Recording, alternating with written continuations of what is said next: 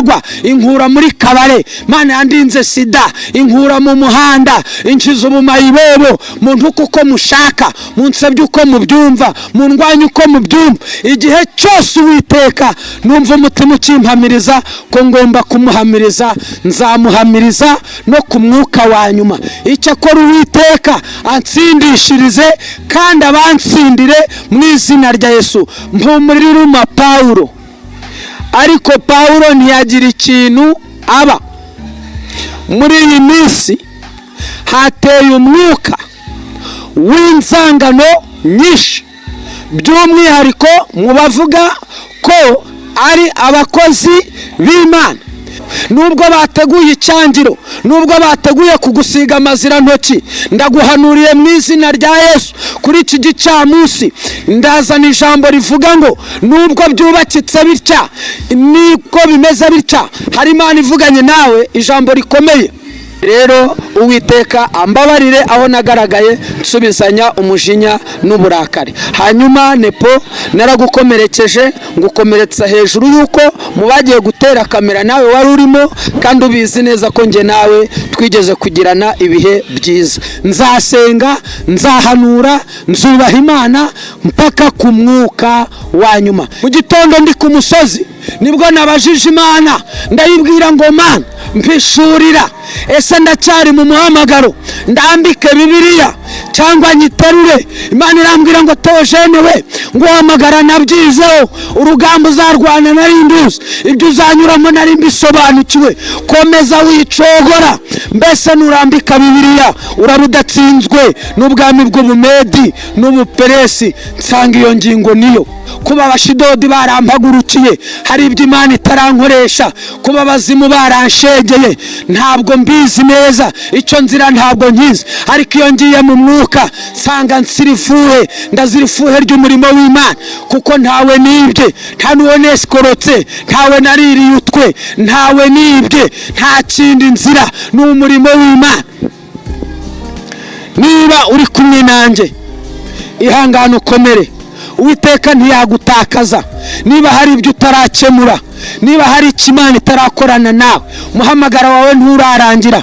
Wirambika Bibiliya mama, kubera inkuru z'incamugongo abazikubwira bazagwa, bazagusiga ukomeye. Bibiliya ivuze ngo iki muri Habakuki? Iravuze ngo naho imitini itatoha, inzabibu ntizera imbuto, inka zo mu mutara zigateka, izo mu gishwati ntizongere gukamwa, ndetse ngo bagahingira ubusimyera. Nzahagarara ku munara, niko Habakuki yanditse. Aravuga ngo nzarindira icyo Uwiteka yavuze, nawe azansubiza kubw'icyo namuganyiye. Nimuterura imipanga, mubambura amacumu, mufora imiheto, umurimo w'Imana urakomeje, ntituzasubizwa inyuma n'abaduhagurukiye. Ahubwo izi ntambara zigutere gusenga, zigutere gukomera, zigutere guhagarara. Uwiteka ari kumwe nawe, winamuka, wicika intege.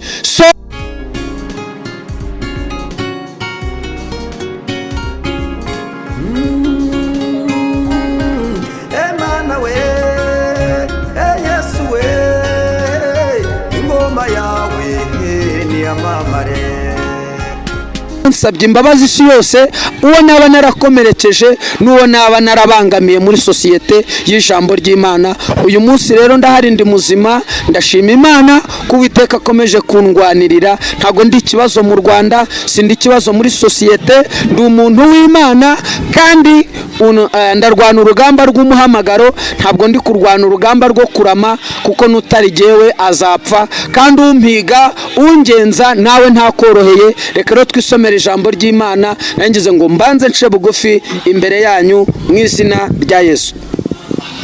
Dusome ijambo ry'Imana riri mu Byakozwe n'Intumwa ibice 28. Mwihangane, nambaye bote, nambaye ibikoti, nabyukiye ku musozi, kuko iki ntabwo ari igihe cyo gukomeza gukina n'abazimu. Iyo udasenga ugakomeza muri ibi ngibi gusa, abadayimoni hari ubwo bakumenyera. Urugamba rurambye rugukuraho abantu. Intambara itinze hari ubwo igusigara ikajorite cyangwa ikagusigira ibikomere. Rero abantu bakomeje kudusiga icyangiro kugira ngo mutwange, mudukureho amaboko, ariko uwaguharaye azagusiga nyamara uwagukunze muzagumana. Reka dusome ijambo ry'Imana. Ibyakozwe n'intumwa 28 murongo wa mbere. Titiri iravuze ngo inshira iruma Pawulo ntiyagira icyo aba. Tumaze gukira tumenya yuko icyo kirwa cyitwa Merita. Bene igihugu batugirira neza cyane, baducanira umuriro, batwakira twese kuko hari imvura n'imbeho. Ariko Pawulo amaze guteranya umuganda w'inkwi arazicana, inshira iva mu muriro imuruma ku kiganza. Bene igihugu babonye icyo gikururuka kirereta ku gikonjo cye, baravugana bati, ni ukuri uyu muntu ni umwicanyi. Nturora nubwo yakize mu nyanja, idaca urwa kibera ntimukundira kubaho. Ariko akunkumurira icyo gikururuka mu muriro ntiyagira icyo aba. Ku murongo wa 6 ariyo mesaje mbazaniye. Babandi bategereza yuko ari bubyimbe cyangwa ari bupfe acindutse, ariko bamaze umwanya munini bakibitegereje babona ntacyo abaye, barahindura bati ni Imana. Nakire neza ijambo ry'Imana. Imana itugirire neza. Bibiliya ivuganye nawe ijambo rikomeye. Imana iravuze ngo inshira iruma Pawulo, nyamara Pawulo ntiyagira ikintu aba. Mu yandi magambo, hari ikintu kikuruma abantu bakavuga bati noneho nahame hamwe ararangiye, nahame hamwe isi mubone. Ariko ntakamenye ko icyo cyakurumye ari cyo kugira ngo Imana iguhishurire abo mugendana. Mu gihe cy'amahoro munategura intambara, mu gihe cy'intambara munagategura amahoro. Nubwo bateguye icyangiro, nubwo bateguye kugusiga amazira ntoki, ndaguhanuriye mu izina rya Yesu kuri iki gicamunsi ndazana ijambo rivuga ngo nubwo byubakitse bitya, niko bimeze bitya, hari Imana ivuganye nawe ijambo rikomeye. Mama, cyakuruma kugira ngo umenye uwo mubana. Nshuti yanjye, cyakuruma kugira ngo umenye uwo musengana, cyakuruma kugira ngo umenye ukwishushanyaho. Pawulo akiri mu buzima bwiza, ataragera mu bwato, umuraba utari waza, imvura itari yagwa, imbeho itari yamukubita, abantu bose baramwemeraga. Ariko kimaze kumuruma nibwo yaje gusobanukirwa abamutwaje Bibiliya abaribo, abamukomeye amashyi abaribo. Mu yandi magambo, hahimbazwa Imana igiye kuguhishurira uwo mugendana. Hashimwe Yesu ugiye kuguhishurira uwo musangiye bizinesi. Hashimwe Yesu ugiye kuguhishurira uwo musengana. Yesu ashimwe. Nshuti zacu, nshuti z'umusaraba, nitwa Nibishaka Theogene, umukozi w'Imana uri mu rugamba rutoroshye, uri mu ntambara zikomeye, ariko ndashima Imana iri kumwe nanjye. Iyandinze ari nayo yabarinze irakomeye. Ndagira ngo rero dusenge hanyuma tuganire ku ijambo ry'Imana. Mana ishobora byose, data wa twese mwiza, turagushimiye ko wabaye mu ruhande rwacu. Iyaba atari we wari mu ruhande rwacu, abanzi bacu baba baratumize bunguri. Ndakwinginze ngo umwuka wera amanuke abane nanjye, utweze udutunganye, wirengagize gukiranirwa kwacu, ukureho imibabaro yo mu mutima, wirengagize ibyadusembuye, maze ijambo ryawe rimanuke rigwije imbaraga. Mwuka wera aba ari wowe kurisobanurira abaryumva.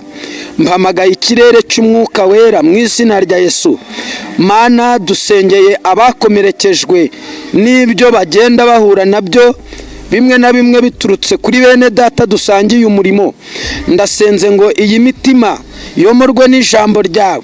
Abafite intambara zo mu ngo zabo, bafite urugamba mu kazi, abafite induru ziri kubavugwaho, abari kurwana intambara batagizemo uruhare, mpamagaye umwuka wera w'Imana ngo amanuke arwane kandi aneshe mu izina rya Yesu Kristo.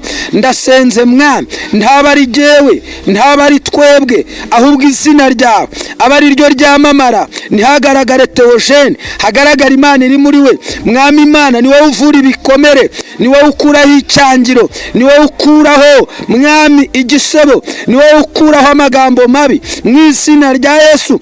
Twatewe imyaku n'abantu, dusigwa icyangiro n'abantu, tuvugirizwa induru n'abantu, ariko wowe uri muri twe ni wamamara Uwiteka. Mpamagaye umwuka wera ngo amanuke aganze mu izina rya Yesu. Reka Mwami abari hirya no hino mu izina rya Yesu bumva ijambo ryawe, bagiye kumvira ijambo ribakure mu rundi rwego ribageze mu rundi. Mpamagaye imbaraga zikiza mu izina rya Yesu. Mwuka wera amanuka aganze muri iki kibaya twicayemo mu izina ryawe ryera Yesu, amen. Imana ishimwe. Ni kuri Rwanda Gospel, ni ku Iriba ry'Abera TV. Ndagira ngo dusome ijambo ry'Imana, ariko mbere yuko nsoma ijambo ry'Imana, hari abantu mwagiye mudufata uko tutari, tugategwa imitego tukayigwamo turi abantu, bituma zimwe mu ngeso za kamere zishaka kubyuka. Ariko umuririmbyi aravuze ngo izo ngeso zashaka kubyuka uzirandure, uzice rwose. Hari igihe abantu bagutocaringa, bakagutoteza, bakagutondagira, bakagushakira icyangiro, bakagushakira icyashya kugira ngo bakunde baguture mu mutego. Ni ukuri nciye bugufi, aho nagaragaye nabi, aho nateshutse, Imana imbabarire, kandi namwe mwakomerekejwe n'ibi bintu, ni ukuri mumbabarire. Ntago nteze kuva ku murimo w'Imana, sinteze kunamuka, sinteze gucika intege, kuko umuhamagaro w'Imana uracyakomeje ku buzima bwanjye. Rero abaguye, abacumuye, mutubabarire, kandi nongere nsabe abantu bagiye gutera kamera ku mugore twatandukanye. Ndatangariza isi yose ko atariyo mpamvu yo kunamuka cyangwa yo gusubira inyuma, kuko agakiza ntabwo ari ivangamutungo, agakiza ni umuntu ku giti cye. Rero ntabwo ari ibintu biba byoroshye. Hari igihe umuntu aba atuje, ariko Satani akaguhagurukiriza abakobanyi. Rero abantu babonye ibiganiro byagiye bikorwa ku mugore twatandukanye, ntabwo nshaka kumuvugaho, ntabwo abamfungishije mwibuke ko aribo bahindukiye bajya gutungayo kamera. Izi zose ni impamvu zo kugira ngo Theogene abe yasubira muri gereza. Ariko ni ukuri mbibutse ko umugore ari mu karere ka Kicukiro, Theogene mba mu karere ka Gasabo, aho niho nahungiye. Rero abakomeje kuntundagira, mujyana y'iminyagara y'ibitoki, mwerekana ko Theo ntajya nita ku bana banjye. Iyo muza kuba muri abanyembabazi, ntabwo mwari kumfungisha mundega ibinyoma munambeshyera. Rero nta zindi mbabazi mumfitiye, ahubwo ni bwa bugome n'imigambi mibi mukomeze kunshurira. Ivuze ijambo rikomeye, inshirira Pawulo, ariko Pawulo ntiyagira ikintu aba. Muri iyi minsi hateye umwuka w'inzangano nyinshi, by'umwihariko mu bavuga ko ari abakozi b'Imana. Ishari ryarahagurutse rirenga urwego umuntu yarikontororeraho. Ariko uyu munsi nzanye ijambo ry'Imana, nje kuvugana nawe mu byanditswe byera, rivuga ngo iyo uri mu nyanja, ifiriti ihiye, amashi barayakoma. Iyo ugishoboye kwishyura mituweli, bumva ko ushoboye. Iyo ugishoboye kwishyura inzu, bumva ko ushoboye. Ariko iyo ibintu biguhindukanye, baravuga ngo nabambwe nabambwe. Pawulo ntabwo yigeze asobanukirwa izina ry'icyo kirwa, ngo ariko kimaze kumuruma ku gikonjo nibwo yahishuriwe izina ry'icyo kirwa. Bamaze kucyambuka nibwo yamenye abo bagendana. Bamaze kucyambuka nibwo yasobanukiwe abo basengana. Ngo ikikururuka kimuruma ku gikonjo. Bene igihugu barareba baravuga bati, kumbe burya Pawulo yavugaga indimi, Pawulo yahanuraga, twamwemeraga, twakomaga amashyi, twumvaga ko ari umukozi w'Imana. None Pawulo niwe washenye, none Pawulo agaragaye ari umusambanyi, none Pawulo burya agaragaye ari umwesikoro? Ese burya Pawulo nawe yajya yabona? Ese burya Pawulo twagendanaga nawe? Pawulo ni uyu nguyu. Abagendanye na Pawulo bagendanye nawe imyaka itari mikeya, baramwemeraga. Hari igihe uhura n'ikibazo bene so mugendana bakagaragara. Iki ni igihe Imana igiye gutwikurura ibintu byinshi mutigeze mubona n'ibyo mutatekerezaga. Nge sintinya imijugujugu, nge sintinya amabuye, nge ntabwo ntinya induru n'abampagurukiye. Oya, umugambi w'Imana urakomeje. Niba ari Imana yampamagaye, gahunda irakomeje. Niba ari Uwiteka wanzanye, urugamba rurakomeje. Sinzacogozwa n'incamugongo. Icyakora bazikubwira abo nibo bazagwa.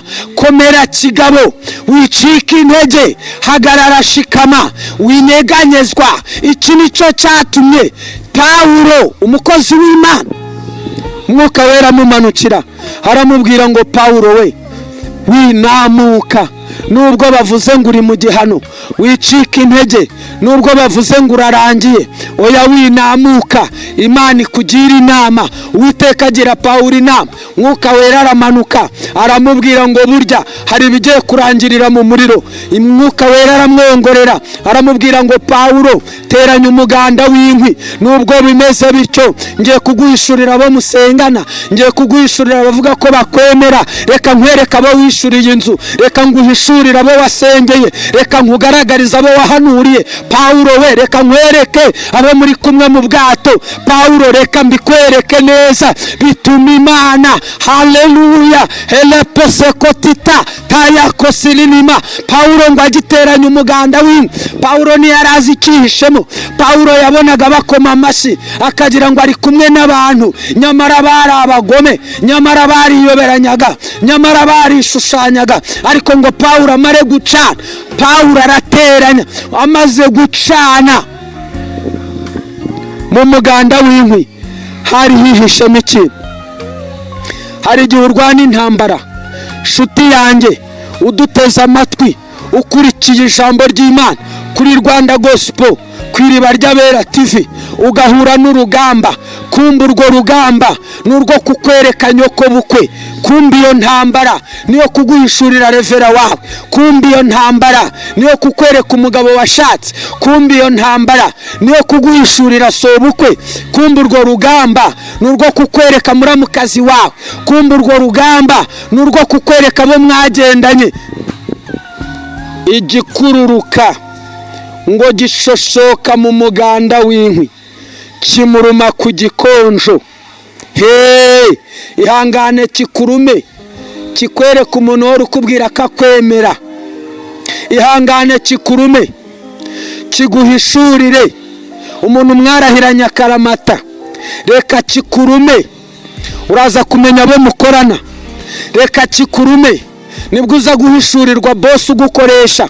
Reka kikurume, urahishurirwa byinshi, nyamara uri mu nyanja ariko nturamenya izina ryayo. Nyamara uri mu bwato, nturahishurirwa izina ry'ubwo bwato. Ariko nikimara kukuruma, uramenya izina ry'icyo kirwa. Emerita bisobanura gukira. Mu izina rya Yesu ngo Pawulo kiramuruma, areba epfo, areba ruguru, kiramuherera, abona kimurumiye mu gihugu atemerewemo. Nta mugombozi wari muri ubwo bwato. No mu basenganaga na Pawulo nta wagize ihishurirwa ryo kujya kwahira utwatsi bita uduhanda nzovu, wenda ngo akamurireho. Baravuga bati reka da, mumureka akenyuke, ni mumureka acinduke, mureka asebere kuri iyi si, mureka isi yose imubone. Ariko Imana yagendanye na Pawulo ngo Umwuka Wera amanukira Pawulo, aramwongorera aramubwira ngo Pawulo we, ntabwo nagutakaza. Pawulo we, oya ntabwo nakureka, ndacyagukeneye, uracyamvugira, uracyari mu muhamagaro. Pawulo ngo ijwi riramubwira ngo yewe Pawulo, kunkumurira icyo gikururuka aho muziko. Hanyuma dufite abantu badutegereje ku isi izatubona, ntabyo mubonye. hari abategereje ko tuzangara ntabyo mubonye, hari abategereje ko tuzabasabiriza tukabategera ibiganza, ntituragera kuri urwo rwego. Imana ntiradukuraho amaboko. Twarwana intambara ntibisobanura ko tuvumye, twarwana urugamba ntibisobanura ko twaciwe, twarwana ishyaka ry'umurimo w'Imana tukagira ingaruka zitandukanye, ariko Imana yera iracyari kumwe natwe. Umurimo urakomeje, urugamba rurakomeje. Reka biturume, ntituzarambika Bibiliya. Byaturuma mu gitondo tukayiterura saa 7, byaturuma nimugoroba tukayiterura mu gitondo. Ntiduteze na rimwe gutakaza umurimo w'Imana. Yari izi intambara tuzarwana, Imana iduhamagara, yari izi ibyo tuzanyuramo, yari izi bizatubaho. Twebwe twaje tutazi bizatubaho, twebwe tuza ntitwamenye impamvu, ariko Uwiteka we yarazi impamvu. Mu gitondo ndi ku musozi nibwo nabajije Imana, ndayibwira ngo Mana mpishurira, ese ndacyari mu muhamagaro ndambike Bibiliya cyangwa nyiterure? Imana irambwira ngo Theogene we, nguhamagara nabyizeho, urugamba uzarwana nari nduzi, ibyo uzanyuramo nari mbisobanukiwe, komeza wicogora. Mbese nurambika Bibiliya uraba udatsinzwe n'ubwami bw'Ubumedi n'Ubuperesi. Nsanga iyo ngingo niyo. Dusubije amaso inyuma, sanga Uwiteka yabanye nanjye ndi mayibobo, mba mu kiraro, mbana n'imbwa igikondo sejemu. Nsanga Uwiteka yarandwaniriye, nsanga Imana yandinze amavide, nsanga Imana yandinze sida, nsanga Uwiteka yandokoye 94, nsanga Imana yabanye nanjye ntungera muri Kongo mburana n'umuryango, Uwiteka mpagararaho. Nsanga Imana niyo yamfunguye, umugore yamfungishije andega ibiterekeranye. Nsubije amaso inyuma, nsanga ejo bundi ubwo nafungwaga n'Uwiteka wahabaye abakozi b'Imana abitiriye iri zina aribo bamfungishije bandega ibinyoma. Nsanga Imana iracyari kumwe nanjye, nsanga Uwiteka aracyari intwari mu ntambara. Nsanga nta mpamvu n'iyi n'imwe yo kwitura Imana kurambika Bibiliya, ahubwo nsanga iki nicyo gihe ngomba kuyiterura. Uwiteka himbazwe utaradutereranye mu byago n'amakuba. Ijambo riravuze ngo amakuba n'ibyago by'umukiranutsi ni byinshi, ariko ubizana azabona ishano. Ndahanurira umuntu wese incira yarumye, ndaguhanuriye, ndavuze ngo humura, oya nukomere. Kuba warashenye nta shema ribiri, komera. Kuba umugabo yaragutaye nukomere. Kuba warakoze bikanga, ndahanura gukomera. Kuba ufite ibikomere wakuye muri korali, ndavuze ngo nukomere. Hari umuriro ugiye gukemura ikibazo. Imana ivuganye nawe, ndi imbere y'isi, ndi imbere ya kamera. Imana ntizagutererana nubwo ariyo yaguhamagaye. Hari ibyo utarakora, kuba abashidodi barampagurukiye, hari ibyo Imana itarankoresha, kuba abazimu baranshegeye ntabwo mbizi neza, icyo nzira ntabwo nkizi, ariko iyo ngiye mu mwuka nsanga nsirifuhe, ndazirifuhe ry'umurimo w'Imana, kuko ntawe nibye, nta n'uwo nesikorotse, ntawe naririye utwe, ntawe nibye, nta kindi nzira, ni umurimo w'Imana. Niba uri kumwe nanjye, ihangane ukomere. Uwiteka ntiyagutakaza. Niba hari ibyo utarakemura, niba hari Imana itarakorana nawe, umuhamagara wawe nturarangira. Wirambika Bibiliya mama, kubera inkuru z'incamugongo abazikubwira bazagwa, bazagusiga ukomeye. Bibiliya ivuze ngo iki muri Habakuki? Iravuze ngo naho imitini itatoha, inzabibu ntizera imbuto, inka zo mu mutara zigateka, izo mu gishwati ntizongere gukamwa, ndetse ngo bagahingira ubusimera. Nzahagarara ku munara, niko Habakuki yanditse. Aravuga ngo nzarindira icyo Uwiteka yavuze, nawe azansubiza kubw'icyo namuganyiye. Nimuterura imipanga, mubambura amacumu, mufora imiheto. Umurimo w'Imana urakomeje, ntituzasubizwa inyuma n'abaduhagurukiye. Ahubwo izi ntambara zigutere gusenga, zigutere gukomera, zigutere guhagarara. Uwiteka ari kumwe nawe, winamuka, wicika intege, songa mbere, matunda yiko mbere. Ubugingo buraharanirwa, ijuru riraharanirwa, nta ntambara igira intambara yose watindanye nayo wijugunye imigisha. Satani yafuhiye amasezerano yawe. Ejo bundi Lazaro asinziriye, isezerano ry'umuntu iyo risinziriye abantu baravuga. Isezerano iyo risinziriye bavuga ko wagumiwe, bavuga ko utazabyara. Ariko iki ni igihe Yesu agiye gukangura isezerano ryawe. Nirimara gukanguka bazaceceka. Inzu yawe nimara kuzura bazaceceka. Numara guheka bazaceceka. Nushingirwa bazaceceka. Nujya mu modoka yawe bazakomera. Ikituma baguhagurukira nuko ukibasaba rifuti ubabwira ngo mungeze ku rusengero, nuko ukikopesha, nuko ukibasaba, nuko ukibandikira message ubatura ibibazo ufite. Ariko mpanuriye ubuzima bwawe wowe undeze amatwi kuri Rwanda Gospel, ku Iriba ry'Abera TV.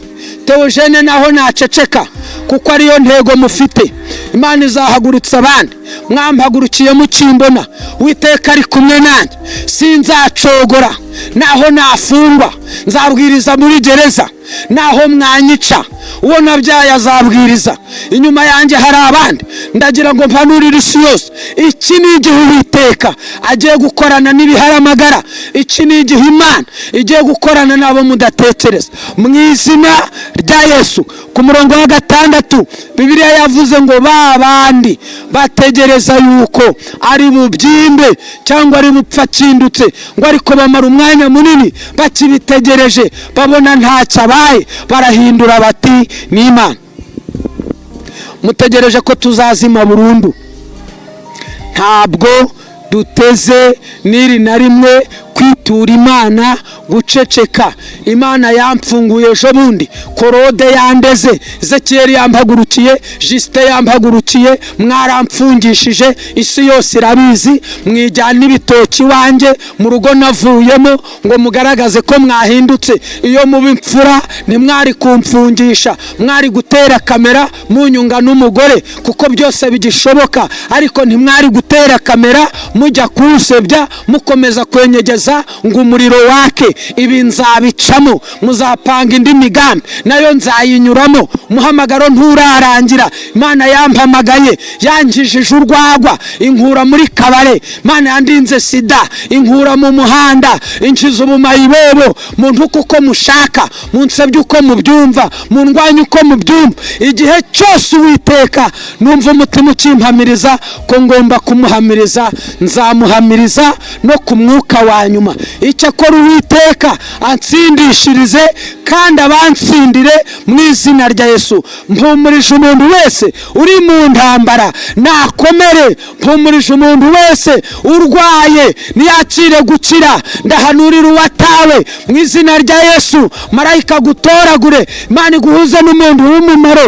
Imana iguha umuntu uguha urutugu rwo kuririraho mu izina rya Yesu. Imana iguhuze n'umuntu ugutega amatwi. Ijambo ryavuze ngo cyarakurumye ariko ntiwagira ikintu ba. Ndashimira Imana ko hari ibyaturumye ariko turacyahumeka. Ndashima Uwiteka nubwo mwabamburiye amahema gusenya umurimo w'Imana, mukabamba amahema kugira ngo dusenyuke, mugahagurutsa amacumu, mugafora imiheto, mugahagurutsa imbaraga zose z'abakarudaya kugira ngo turangire. Imana Data wa twese iracyari kumwe natwe.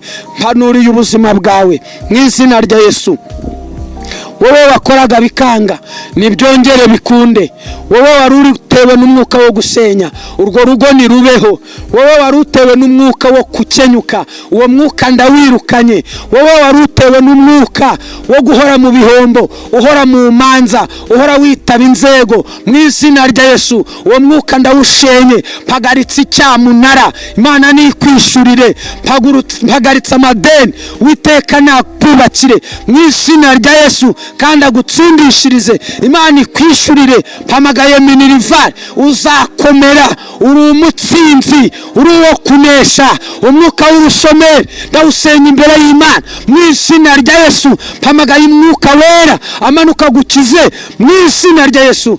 Wowe ufite kanseri Imana iyigukize. Wowe urwaye amara, Imana iyagukize. Wowe urwaye umutwe udakira, Imana niwugukize. Wowe barara bateza amahembe, mu izina rya Yesu ukimara kumva ijambo ry'Imana natuye kubohoka, natuye iterambere. Sengeye abanzi bawe, Imana ibatembereze mu izina rya Yesu.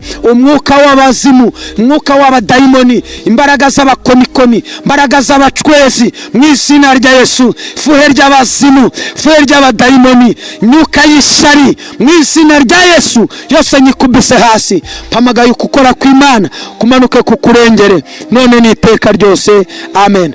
Ndagushimiye wowe umvise ijambo ry'Imana. Satani yaraduhagurukiye kudusiga icyangiro, kutwangisha abantu, ahari ngo mutagira icyo muduha, ahari ngo mutagira icyo mutumarira. Ariko ndahamagara imbaraga z'Imana mu izina rya Yesu, mu izina rya Yesu, mu izina rya Yesu. Duhamagaye igikundiro kubasizwe icyangiro, duhamagaye igikundiro mu mwanya w'icyangiro, duhamagaye igikundiro mu izina rya Yesu. Abazimu baragushegeye, abazimu baragufuhiye ku iterambere ryawe, ndasenze mu izina rya Yesu, Imana iguhagarareho none n'iteka ryose. Shalom. Turabakunda, turabanezererewe. Nta mwuka w'ishyari Theogene mfite, nta mwuka w'urwango ngira. Mu izina rya Yesu iterambere ry'abandi, aho nifuza ko Imana yangeza ni naho nifuza ko Imana yageza abandi. Satani yarampagurukiye ndabizi, abazimu baranshegeye, dayimoni yarampagurukiye, ariko Uwiteka ari kumwe nanjye. Sinteze kunyeganyega, sinteze kunamuka, sinteze gucika intege. Abayutubi mwarampagurukiye, abiyita abakozi b'Imana mwarampagurukiye, ariko Uwiteka ndumva ahagararanye nanjye muri uru rugamba. Sinteze gucogora n'umunsi n'uyu n'umwe. Imana impagarareho. Wowe uteze amatwi ijambo ry'Imana, Imana iguha umugisha, Uwiteka kuneshereze. Telefone ni iyi ngiyi 0783010002. Niba ushaka ko dusengana, tega amatwi ijambo ry'Imana ku Iriba ry'Abera TV, kuri Rwanda Gospel TV. Ibyo kuba abazimu bashega ngo ndambike Bibiliya namuke mu nzira zo kubaha Imana, ntabwo ibi byo byakunda. Nzasenga, nzahanura, nzubaha Imana mpaka ku mwuka wa nyuma. Imana yankoreye ibikomeye, ntabwo nayitura kurambika Bibiliya, ntabwo byakunda. Imana rero iduhane umugisha. Nsabiye umugisha abansengera, abakomeza kumpumuriza, abaca mu gikari mumbwira muti Theogene komera, ntabwo uri wenyine. Nongere mbabwire ngo itorero rya Deperi nabonye hari abazimu barihagurukiye, ngo hari abashumba baje, nta bashumba abandi bahari. Nshuti zanjye ntimuyagare, Imana ndabizi neza ko iri torero iryitayeho, ni iry'Imana, ntabwo ari iry'umuvugizi, si irya mwarimu, si irya pasiteri runaka. Uwiteka Imana abereye maso umurimo w'Imana. Rero mudukunde, dukundane, Imana y'amahoro iduhane umugisha. Shalom, ndabakunda, mugubwe neza. Amen.